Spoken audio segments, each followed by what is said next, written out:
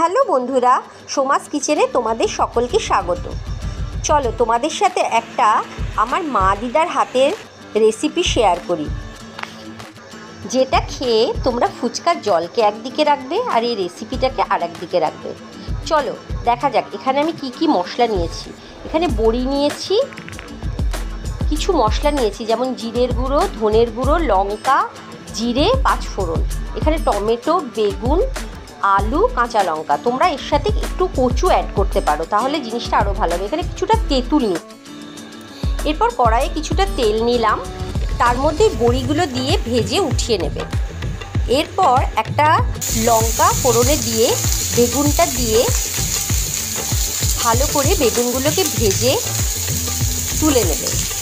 তারপর ওই তেলেই আলুগুলো দিয়ে আলুগুলোকেও ভালো করে ভেজে একটা ঢাকনা দিয়ে কিছুক্ষণ সেদ্ধ করে নেবে।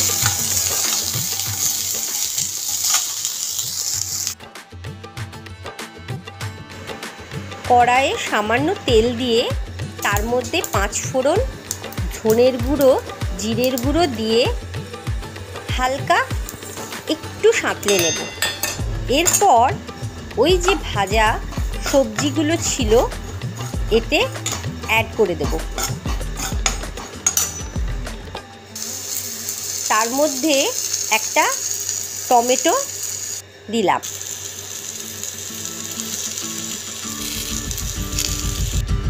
এবার হলুদ দিয়ে সামান্য নুন দিয়ে সবজিগুলোকে আর একবার ভালো করে কষিয়ে নিয়ে একটা ঢাকনা দিয়ে কিছুক্ষণ সেদ্ধ হতে দেব। এরপর যে তেঁতুলটা ছিল ওটা থেকে ভালো করে একটু চটকে কাঁচ বার করে নিয়ে তাতে দুটো কাঁচা লঙ্কা দিয়ে এই কাঁচটা ওই সবজির মধ্যে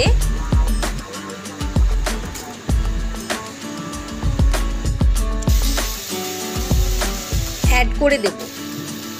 এরপর সামান্য জল দিয়ে সবজিটাকে ভালো করে সেদ্ধ করব। তাতে একটু চিনি অ্যাড করব যাতে টক মিষ্টি ঝালের ব্যালেন্সটা ঠিক থাকে। সেটা অপশনাল, তোমাদের যদি ইচ্ছে হয় দেবে, না হলে দেবে না। এবার ভালো করে ফুটে উঠলে একটা পাত্রে সার্ভ করে নিয়ে তার মধ্যে দুটো কাঁচা লঙ্কা এবং একটু ভাজা মশলা ওপর দিয়ে ছিটিয়ে দিলে বন্ধুরা একবার করে দেখো, তোমাদের ভালো লাগবে। এই গরমে যদি ভালো লাগে তাহলে পেজটাকে লাইক ফলো করে দিও। Bye bye.